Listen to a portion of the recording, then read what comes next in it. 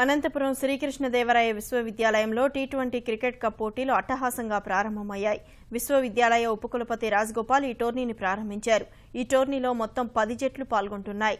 ఈ సందర్భంగా వివిధ కళాశాలలకు చెందిన విద్యార్థులు చేసిన విన్యాసాలు అబ్బురపరిచాయి. ఎస్కేయూకి చెందిన విద్యార్థి సందీప్ చేసిన సాహస కృత్యాలు అందరినీ విస్మయానికి గురిచేశాయి.